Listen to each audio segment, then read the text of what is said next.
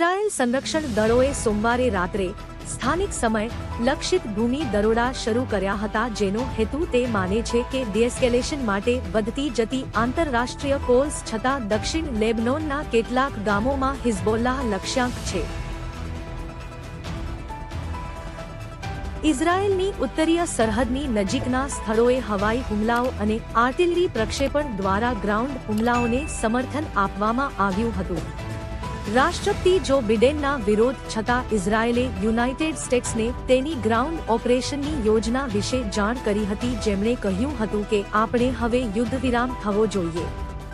જો બિડેને એમ પણ કહ્યું હતું કે તેમણે બંને પક્ષો સાથે વાત કરી છે અને શાંતિ સ્થાપિત કરવા માટે સામૂહિક સોદાબાજીના પ્રયત્નોને સમર્થન આપે છે. અનામી રહેવાની ઈચ્છા ધરાવતા એક અમેરિકી અધિકારીએ જણાવ્યું હતું કે વ્હાઇટ હાઉસે વડાપ્રધાન બેન્જામિન નેતન્યાહુને મોટા અને લાંબા ગાળાના ગ્રાઉન્ડ ઓપરેશન સામે ચેતવણી આપી હતી, જેનાથી ઈરાન સાથે સીધો મુકાબલો થઈ શકે છે. બેન્જામિન નેતન્યાહુએ એક વિડિયો સંદેશમાં તેહરાનને આડકતરી ચેતવણી આપી કે મધ્ય પૂર્વમાં કોઈ સ્થાન ઇઝરાયેલની પહોંચની બહાર નથી. તેણે ઈરાની લોકોને પણ અપીલ કરી હતી કે ઇઝરાયેલ ઈરાન સાથે શાંતિથી જીવવા માંગે છે, કારણ કે તેણે ઇઝરાયેલને નાશ કરવા માટે આયાતુલ્લાહના સમગ્ર પ્રદેશમાં ફંડિંગ વોરનો આરોપ મૂક્યો હતો.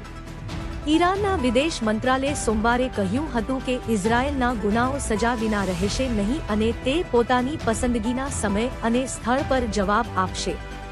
તેહરાને કહ્યું કે તે સંપૂર્ણ સ્તરનું યુદ્ધ નથી ઈચ્છતું, પરંતુ તેનાથી ડરતું નથી.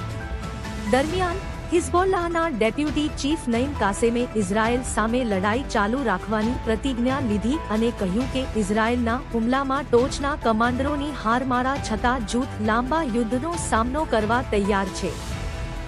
કાસેમે એમ પણ કહ્યું હતું કે ઇઝરાયેલ દ્વારા ભૂમિ આક્રમણના કિસ્સામાં તેમના લડવૈયાઓ લેબનોનનો બચાવ કરશે.